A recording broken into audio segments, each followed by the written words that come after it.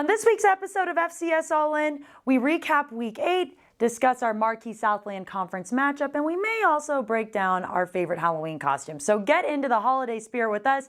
It's time for the show. Week 9 of FCS All-In is here. Alex Eshelman, your host. Alongside me is my co-host, that is Senior FCS Analyst of Hero Sports, Sam Herder, and Senior FCS Editor of StatsPerformingTheAnalyst.com, Craig Haley. Guys, let's get right into our game ball segment. Who would you give your game ball to in terms of a player? Craig, I'm going to start with you.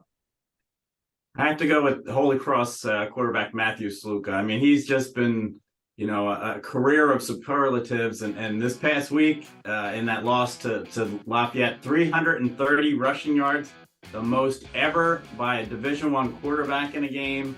He did it on 28 carries. He's totaled 4 touchdowns, 3 of them on the ground. Just, another show-stopping performance for Matthew Sluka. Sam, who would you give your game ball to? I'll give it to Northern Iowa running back Amari Pesek-Hickson. Really interesting story. He is a transfer that came to Northern Iowa. He started his career as a running back, but he switched this season to linebacker. But due to injury, he had to switch back to running back this last weekend in a huge win over ranked North Dakota. He runs 31 times for 180 yards and a score. You and I had, some injuries to its running back room, so he had to carry the load and taking snaps for really the first time as a running back this season. And so for him to step up like that, just massive for the Panthers.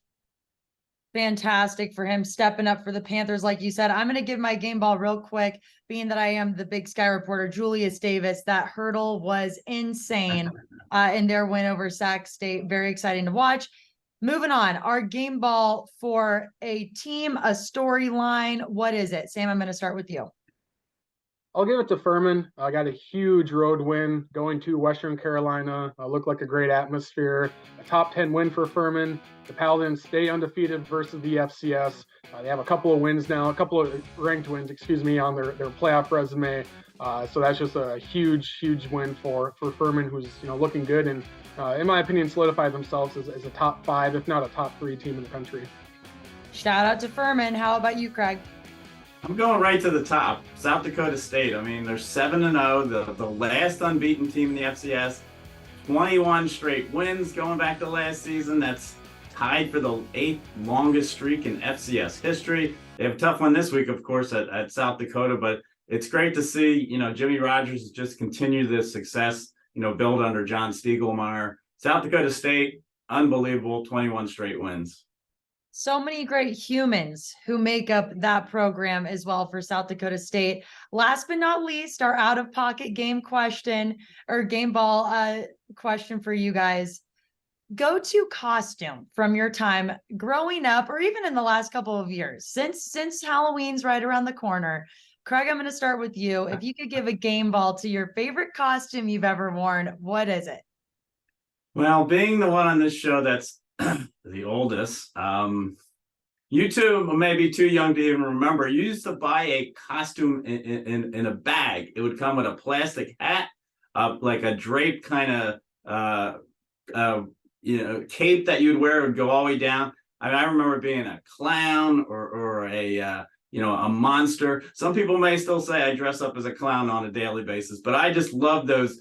Buy a Halloween costume and all in one. You do not dress up as a clown. Whoever says that is incorrect. Sam, who would you or what would you give your game ball to in terms of your favorite costume? The one I remember most, and this was going back to probably 5, 6, 7 years old, was I had a full-on Minnesota Vikings football uniform. So I had the pants, the jersey, and the helmet, of course.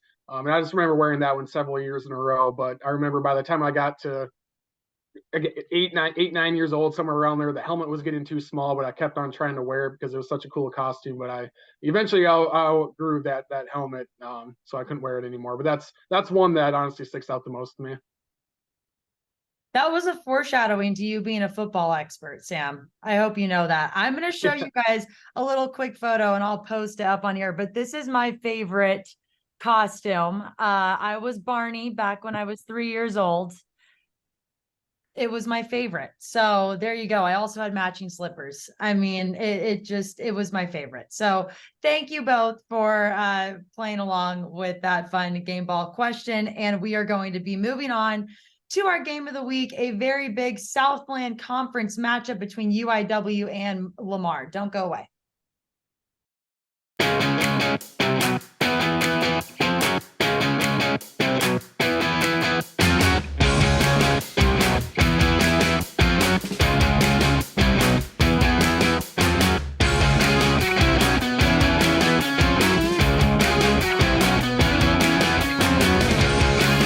This week's FCS All-In Game of the Week comes to you from the Southland Conference, and it's a battle of the Cardinals between number 4 UIW and Lamar, who themselves are also receiving votes in the top 25 poll. UIW have won 6 straight games coming into this one, and Lamar have won 4 in a row themselves, which means this promises to be a top-of-the-table clash with a lot of impact on the rest of the Southland Conference season. We spoke to both head coaches, Clint Killow from UIW and Pete Rosamando from Lamar, about what this matchup will mean on Saturday afternoon. UIW comes into Saturday's contest against Lamar, winners of 6 straight, including 22 of their last 25 contests, which is top 5 in the nation in all of Division 1. Head coach Clint Killow credits good players and great coaches for the results that they've seen.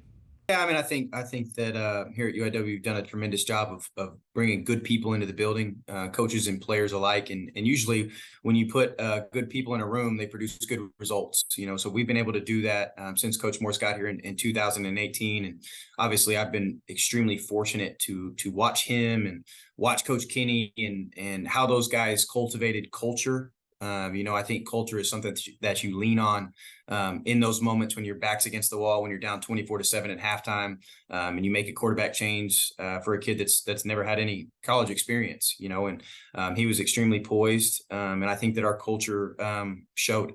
And it's apparent those good players are gaining recognition on and off the field due to a pair of mid-season first-team All-Americans in wide receiver Brandon Porter and defensive lineman Stephen Parker. I'm a passionate player.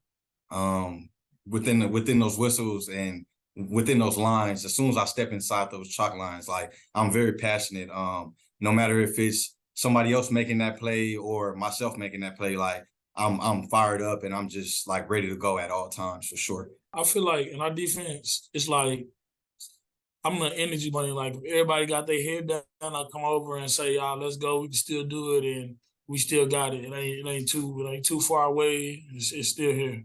However, in their pursuit of a 3rd straight Southland Conference title, the 4th-ranked Cardinals know what's at stake as they walk into a hostile environment with a revitalized Lamar program. It's day by day. It's step by step. Lamar is too good of a football team to not just focus on Lamar. We got to go 1-0 each week. Our football team is very aware. These kids know what's at stake. We air it out, but we also air out the fact that thinking and talking about that does nothing if we don't win day by day. Day by day. Again, we have to execute at a high level. And we have to do our job, and we got a challenge ahead of us. It's very exciting with the coaches we have that make everything very fun. We don't have a dry moment. Like I said earlier, we always excited and ready to go. I think our biggest challenge is ourselves. We got to just prepare throughout the week very hard. I think this team is going to come. Obviously we're the team to knock off in this conference right now. So we're going to get everybody's best shot. They're coming off a bye week, so they have a little bit of extra time to prepare for us. So the challenge probably will be just staying true to what we know and what we do. And when those guys, they're going to sprinkle in some specialty plays or whatever they have because they had that extra bye week. So just staying poised, I think, is going to be our biggest challenge. Like I said, these guys are going to play hard. They're going to play physical. So we just got to match that energy and exceed it, actually. On the other side, the fans in Beaumont have been hungry for a top football program for years, and they found their head man in Pete Rosamando, who was drawn into the program. It's been one of the top conferences in the country for as long as I've been coaching. So I think that obviously was one of the reasons why you want to coach in the best conference or one of the best conferences in the country with some of the best coaches and the best players. You get a chance to recruit Texas, which is going to have the best, one of the best recruiting bases in the country.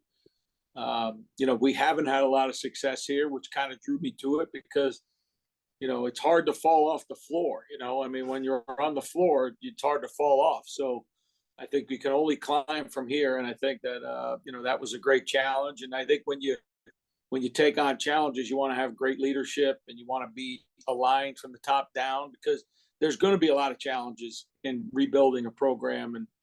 And we faced a lot so far, and there's going to be more, in the next 6 to 8 months as we continue to build this thing. And, we have an incredible president and athletic director that both of them have an incredible vision of what they want. And it was very, very clear what they wanted and how they were going to do it. And I wanted to be a part of that. After a brutal start to the season, Lamar has rattled off 4 straight wins, thanks in part to the heart of the offense and defense in quarterback Robert Coleman and linebacker Jalen Freeman.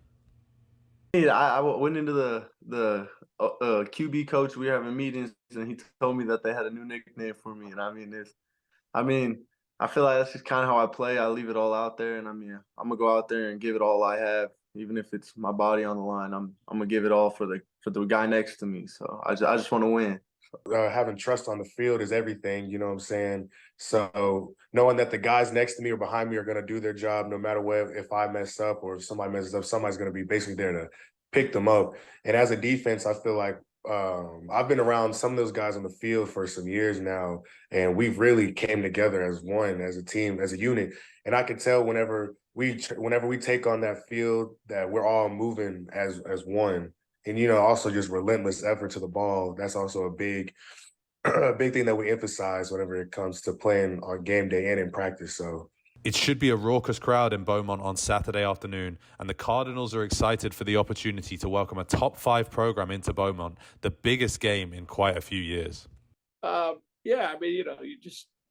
It's fun to have a game like this. I'm not gonna belittle that. It's great to have attention of the fans and the attention of local media and local people. It's fun.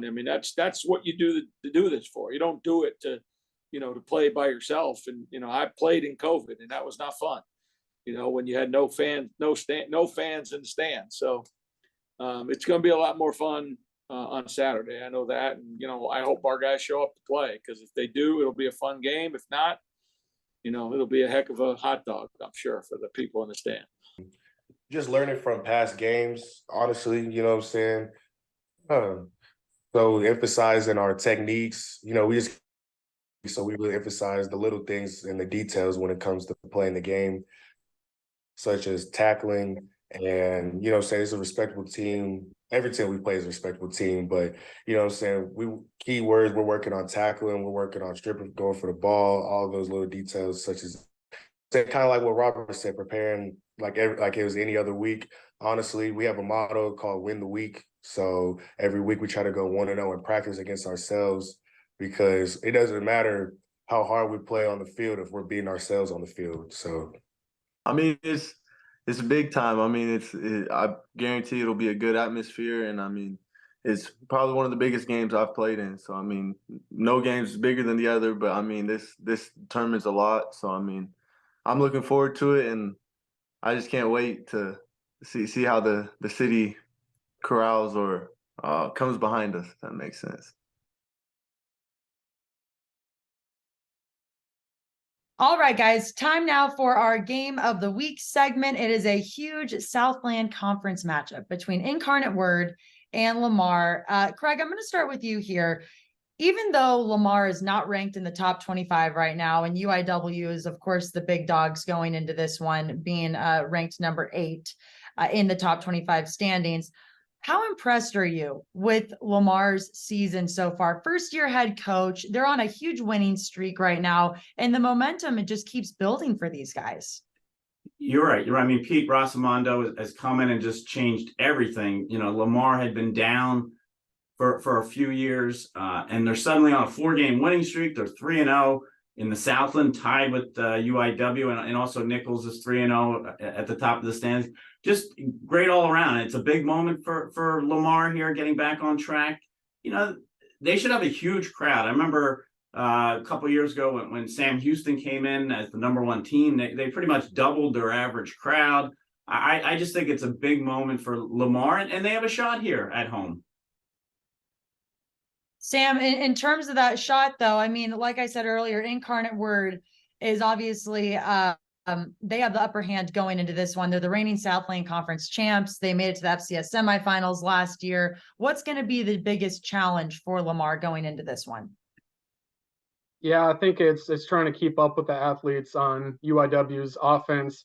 Even last week and last week's win for UIW, they had a number of key guys out, whether starting quarterback, a couple of offensive linemen, some injuries to their running back room. And it was a slow start last weekend for UIW offensively, but then once they get rolling, they're really hard to slow down. I mean, they got a lot of speedsters on the outside at wide receiver. Some of the running backs, they just need a small crease to make a big play. So UIW is very, very athletic.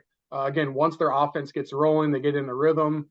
They're moving the ball. Defensively, you can't really catch a breath, and things kind of snowball for you like they did last week for McNeese. And so Lamar is just, trying to, keep up with those fast guys for UIW, and getting off the field on third downs.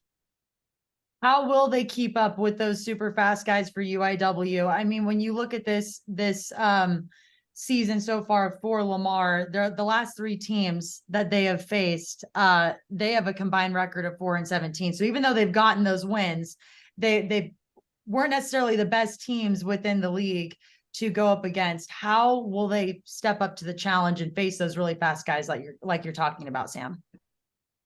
Yeah, I think it's just getting them out of a rhythm, especially if UIW picks up 8 yards on 2nd and 2, then their whole playbook opens up, and they're 2nd and 2. They can do a lot of different things, and so it's just keeping them for Lamar. It's keeping UIW behind the sticks, not giving them down in shorts there. Craig, anything to add there? And just to add on to this conversation, UIW, how are they going to stop Lamar with the momentum that they have? Well, it's a kind of a different team from the last few years where it was just scoring. They're not scoring as much, but their defense has really done well. Sam mentioned how good they are, getting off the field on third downs. They're only giving up about 17 points a game, which is a terrific number for the Southland Conference always being end-to-end action. They certainly have the better athletes, but I mean, Lamar has been pretty solid against the pass. They've always had good running. Their quarterback has really come on strong, Lamar. Robert Coleman, he's got 7 touchdown passes, no interceptions in this 4-game winning streak.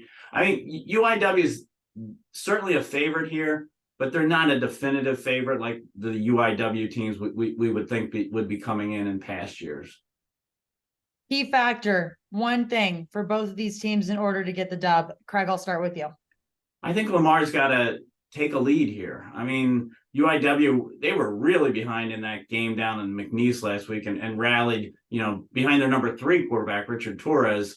I just think Lamar gets a lead here. You're going to have that crowd I mentioned, at some point that ability to come back on the road week after week, that's tough to do. So, I mean, yes, I think Lamar needs to take a lead on UIW. UIW just has to really use those athletes and really put pressure. Stephen Parker is just one of the best at getting into backfields in the FCS. So I just think UIW has to be itself, and Lamar has to really take them out of a rhythm. What do you think, Sam? I think for Lamar, the key is to just have multiple long sustained drives. If you're going 3 and out a couple of times, your defense can really get gassed. And, just the reference last week's game again, McNeese had a huge lead on UIW, and then UIW started to roll. And, by the time the fourth quarter hit, McNeese's defense was just gassed and again, couldn't keep up with UIW. So Lamar, long sustained drives offensively, keep your defense, and keep UIW's offense, off the field will be key. And then for UIW, I think just, 4-quarter consistency. It seems every game I watch of UIW, they have 2 really good quarters, 1 okay quarter, then 1 really bad quarter. So I think just putting a full game together, getting healthy will help. It sounds like Zach Calzada, the starting quarterback for UIW, can come back for this game, so that'll be huge. But getting healthy will be key. But yeah, just having a 4-quarter ball game in this one will be key because UIW hasn't had a complete game just yet, and that's come close to biting them with some close games, but UIW has still found a way to win games against FCS opponents.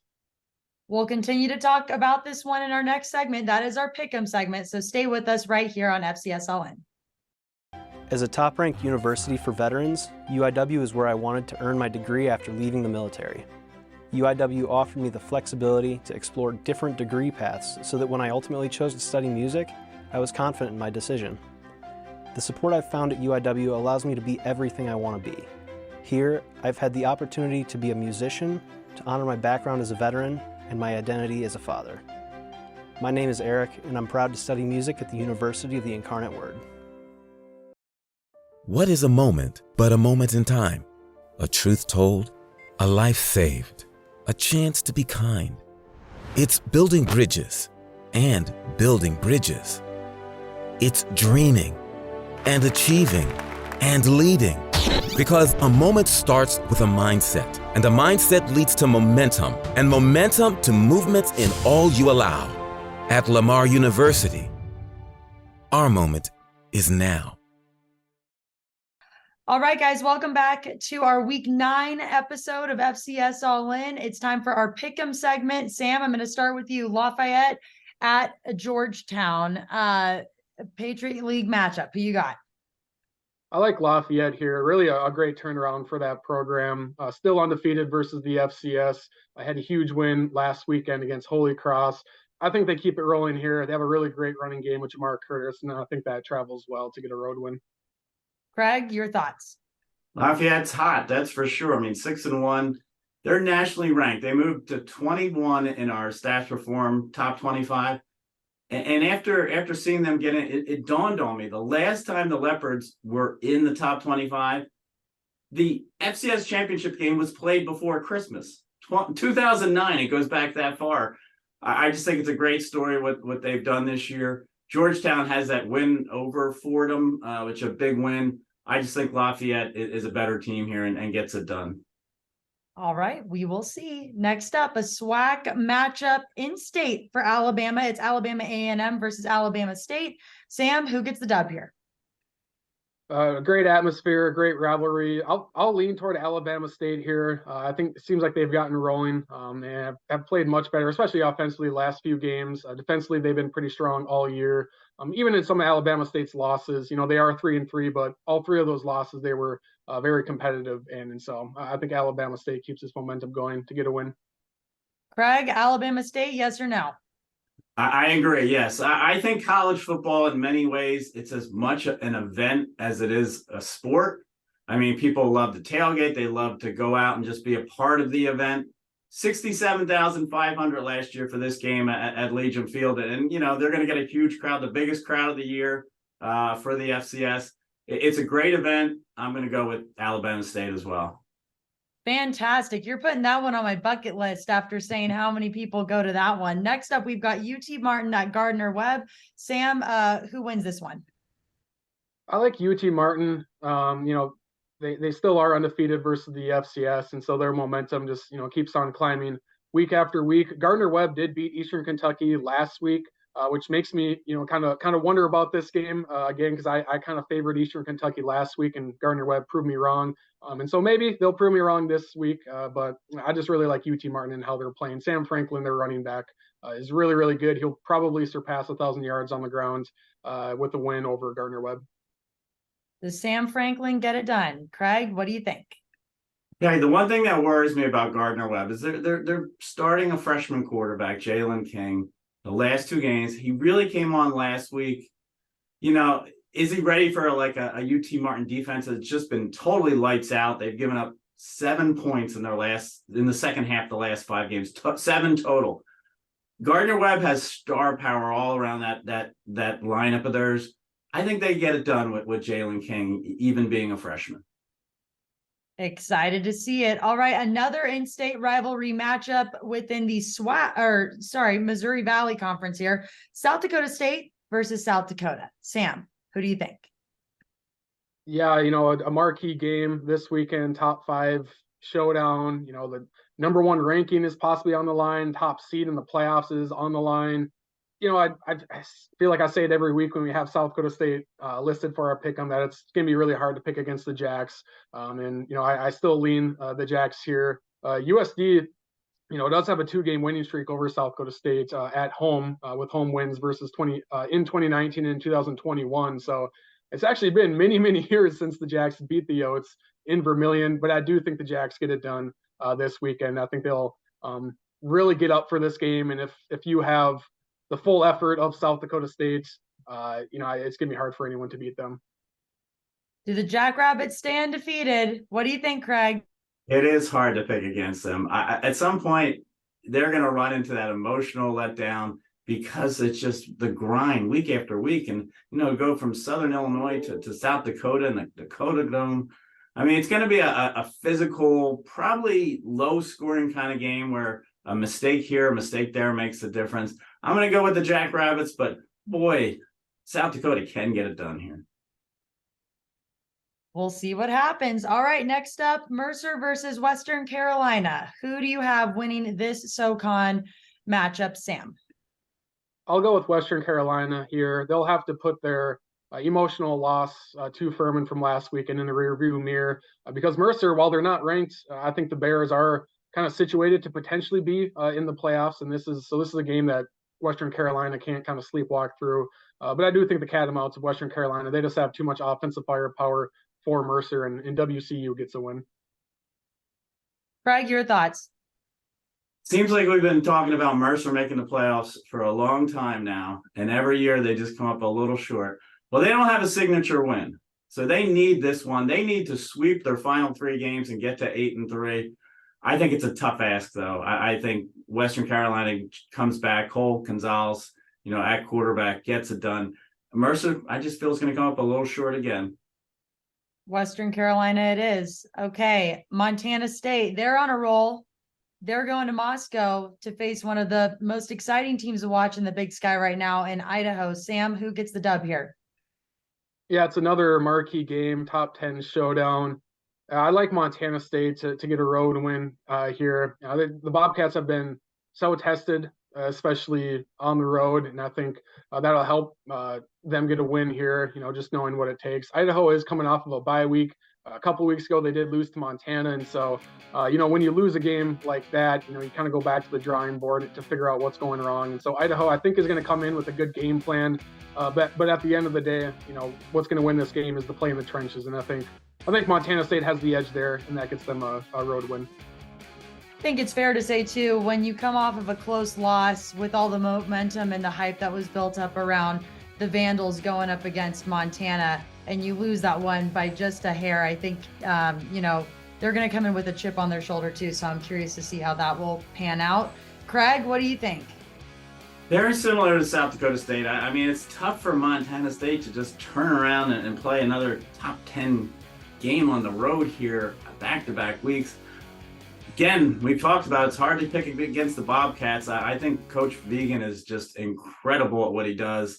Idaho has to really control the ball. They lead the Big Sky in time of possession, but I'm not picking against the Bobcats. Very fair statement, Craig. All right, UIW versus Lamar. It's our game of the week. Who takes the win here? Starting with you, Sam.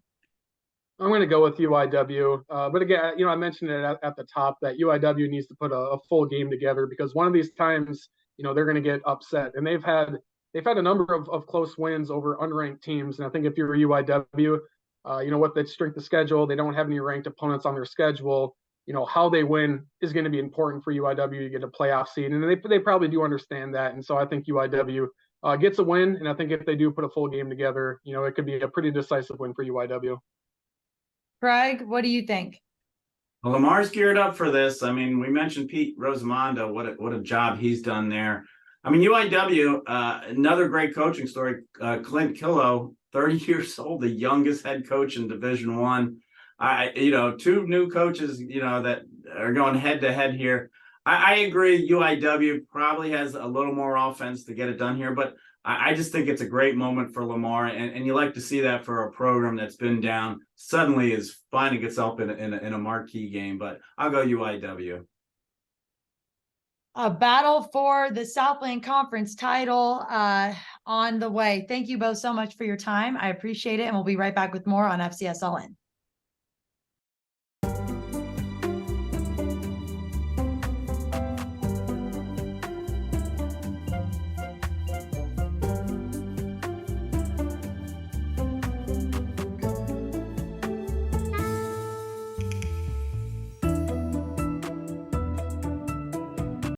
your favorite Halloween costume over the years. Let me know on social media. Hope you have a fun holiday, and we'll be back with our Week 10 episode next Friday.